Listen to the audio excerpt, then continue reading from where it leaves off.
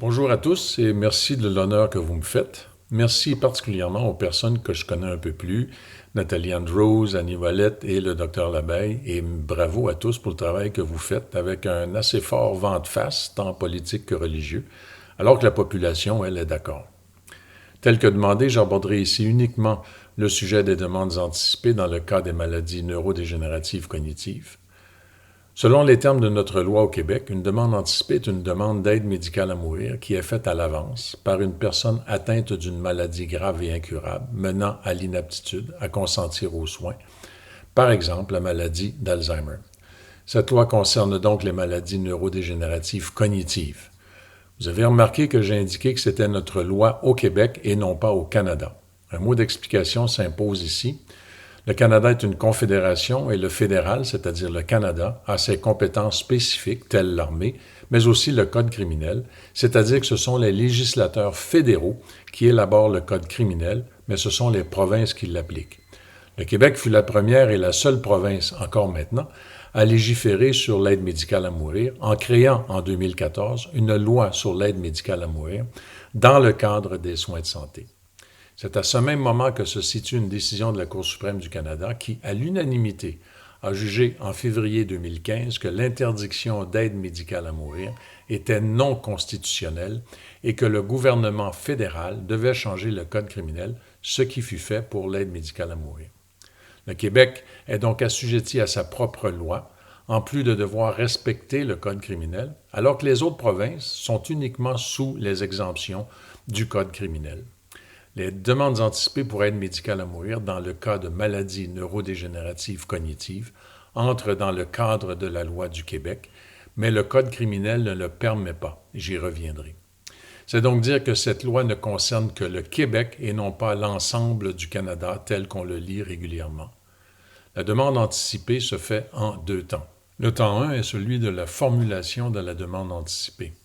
Pour ce faire, le demandeur doit absolument être assisté par un médecin ou une infirmière praticienne spécialisée, une IPS, professionnel qui s'assurera des critères obligatoires pour faire une telle demande. Ces critères sont que le demandeur a un diagnostic de maladie neurodégénérative cognitive, a toutes les informations concernant sa maladie. Il doit aussi s'assurer qu'il comprend bien sa maladie, ses symptômes, son évolution, les traitements et les soins possibles pour le soulager s'il éprouve des souffrances. Il faut aussi que le demandeur fasse une demande anticipée de son plein gré, sans contrainte ou pression des proches ou de quiconque. Le demandeur doit donc réfléchir aux manifestations cliniques liées à sa maladie et qu'il pourrait l'amener à souhaiter recevoir l'aide médicale à mourir. Il est important que le demandeur prenne le temps de discuter de sa demande anticipée avec toutes les personnes avec qui il souhaite le faire. Dans sa demande anticipée, le demandeur décrit les manifestations cliniques liées à sa maladie, manifestations qui devront être présentes pour que l'aide médicale à mourir lui soit administrée le moment venu. S'il le souhaite, il peut désigner une personne de son entourage que l'on nomme le tiers de confiance. Cette personne aura la responsabilité d'avertir l'équipe traitante que le demandeur est arrivé à l'étape de sa maladie qu'il ne voulait pas dépasser. Il n'est pas obligatoire de nommer un tiers de confiance pour faire une demande anticipée, mais il est fortement recommandé d'en identifier un.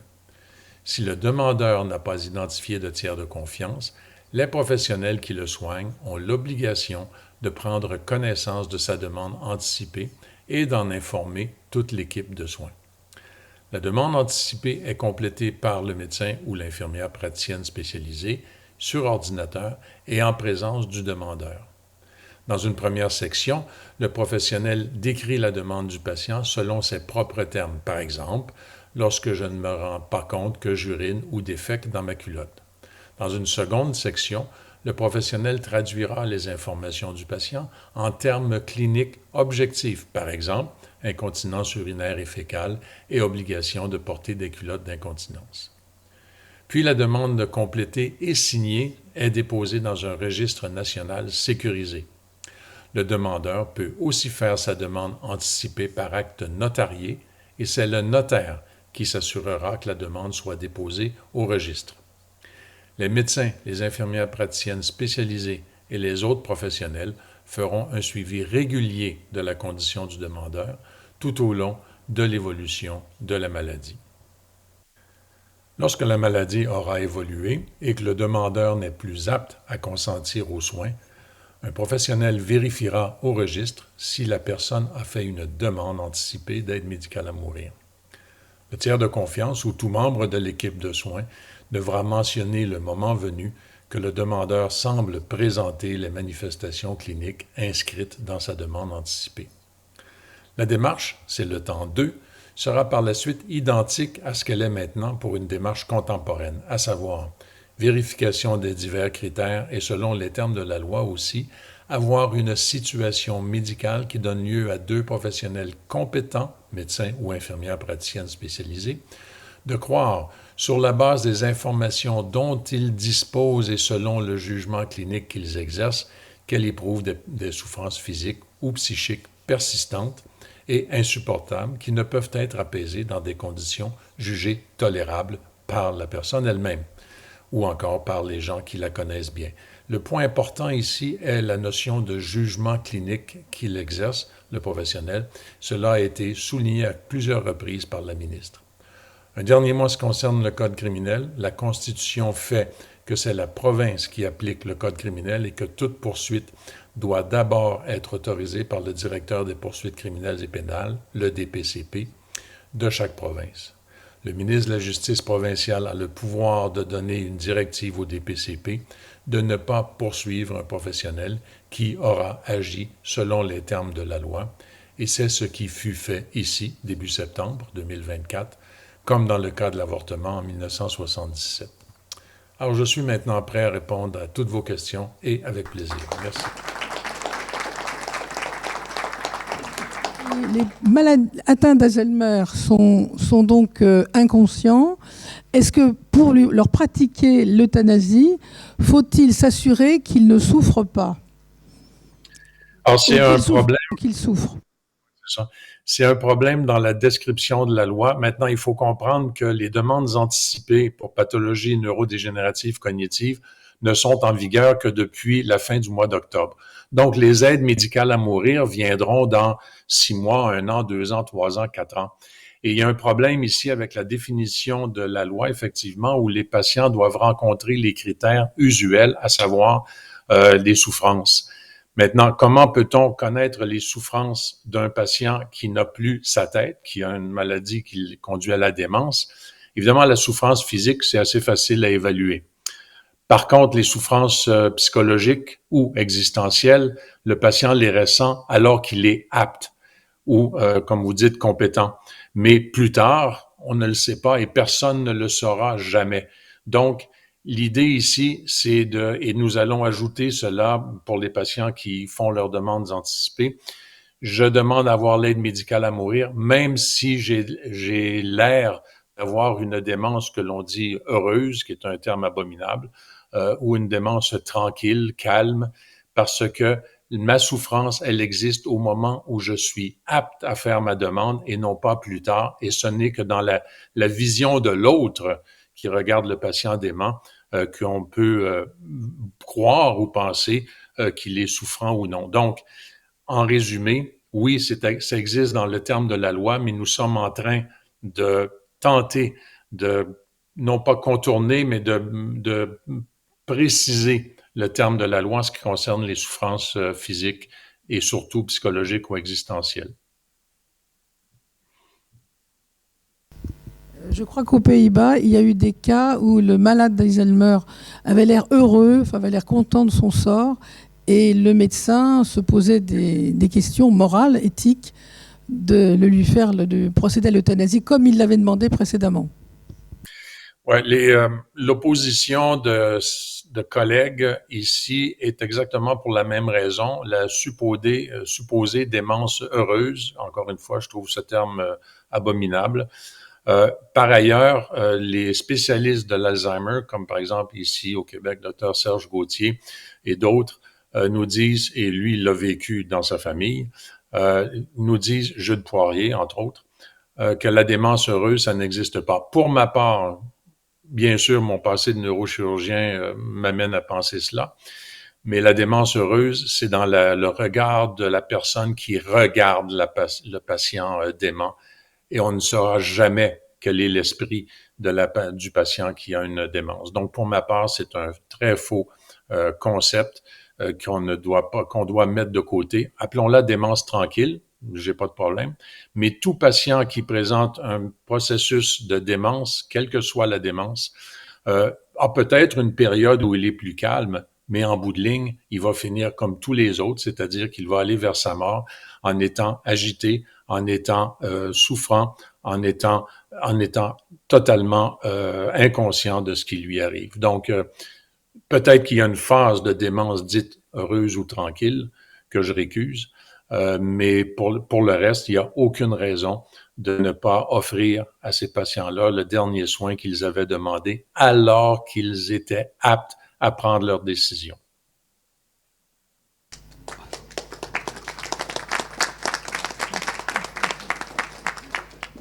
Bonjour, tout à l'heure on parlait de l'âge en moyenne. Donc moi, de mon point de vue, quel que soit l'âge et quel que soit le pays, finalement nous sommes tous des êtres humains. Alors, dans le cas de tout être humain où qu'il se trouverait, aujourd'hui, quelle est la situation au Canada, en Belgique, en Suisse, pas en France encore? Est-ce qu'on doit atteindre un certain âge pour pouvoir faire cette demande, premièrement. Deuxièmement, parce qu'effectivement, le public en général, on n'est pas bien informé. Est-ce qu'il y a un critère qu'on pourrait voir en ligne, mettons, pour dire effectivement, je peux faire ma déclaration en avance, en sachant que moi, je souhaite que ce soit inclus tout trouble cognitif ou physique, etc. Donc, déjà, est-ce qu'il y a un âge et est-ce qu'il y a un critère qu'on peut regarder de sorte qu'on puisse faire une déclaration anticipée valable, qui peut être validée le moment venu? Oui, j'ai une question pour vous, Monsieur L'Espérance. Merci beaucoup d'être avec nous. Je reviens à l'Alzheimer, je suis désolé. Moi, personnellement, éthiquement, je suis gêné par cette idée que il y a deux types d'Alzheimer, des Alzheimer qui sont heureux, entre guillemets, je déteste aussi ce terme, et des Alzheimer qui souffrent, mais est-ce qu'on n'a pas un regard très validiste finalement? Est-ce que c'est notre regard à nous finalement qui va juger que cette personne avec Alzheimer finalement n'a pas une vie qui nous paraît compatible avec l'extérieur? Est-ce que si on se met du côté de la patiente Alzheimer ou du patient Alzheimer, est-ce que lui-même ne ressent pas en fait une vie qui a complètement changé d'orbite, c'est vrai, qui n'est plus du tout la nôtre, mais qui est une vraie vie aussi? Comment est-ce que vous avez parlé du regard, qui me paraît très important, mais comment est-ce qu'on fait au-delà pour l'avoir vécu en tant que professionnel, mais également en tant que fils, en tant que, voilà, de ma famille? Donc je voudrais bien savoir quel est au-delà du regard, comment est-ce que vous évaluez ça? Ben, écoutez, je crois que je pense que la seule chose que l'on doit dire, c'est écoutons le patient lorsqu'il est apte et qu'il a toute sa tête. Et laissons faire de côté les questions philosophiques ou autres. Est-ce que le patient qui est dément, que j'ai devant moi, comprend ce qu'il est, etc. Nous savons tous que cette maladie, ou cet ensemble de maladies, conduit inéluctablement au décès dans des conditions que personne d'entre nous ne voulons vivre. Posez-vous la question, chacun d'entre vous, est-ce que vous avez envie d'être dans le fond d'un lit, en position fétale, à manger vos excréments? Je pense que la réponse vient toute seule. Et à mon avis, ce que l'on doit faire comme soignant, c'est d'écouter le patient alors qu'il est apte. Je comparerais ça aussi, évidemment, à tous les patients qui ont un cancer métastatique. Le patient est cancéreux, il est métastatique, il est conscient. Il demande l'aide médicale à mourir. Pourquoi est-ce que lui, on l'accepte et que lorsqu'il a une maladie neurodégénérative qui conduit à son inaptitude cognitive, qu'on ne pourrait pas l'accepter alors qu'il est conscient? Pour moi, la clé ici, c'est écoutons le patient tel qu'il est au moment où il est encore apte à décider pour lui-même. Oui, j'ai deux questions. La première, en France, on a un problème avec les pauvres qui ne savent rien de directive anticipée. Et puis, nous avons aussi un problème ethnique en France. Est-ce que vous avez la même chose en Belgique, en Québec? Ignorance et puis ethnique. Très rapidement, la question de l'information du public au Québec, elle est maintenant mieux faite, tout simplement parce qu'il y a eu une commission itinérante pendant 4 ans, de 2009 à 2012-13, qui a informé la population, qui a demandé l'avis de la population. C'est différent du reste du Canada où ils se sont fait un peu imposer ça suite à la décision du Québec. En ce qui concerne les différences culturelles, oui, il y en a, c'est très clair. C'est autant religieux que culturel, mais je pense pas que ce soit ici un débat qui fasse avancer les choses. De toute façon, chacun va à son rythme. On ne peut pas faire pousser une fleur en tirant dessus. Il y a des cultures pour lesquelles il est inadmissible de devancer la mort. Ben, tant mieux pour ces personnes, ou tant pis pour les malades. Mais il faut y aller chacun à son rythme. On ne peut pas imposer ça à différentes cultures. Mais il y a un problème culturel, exact.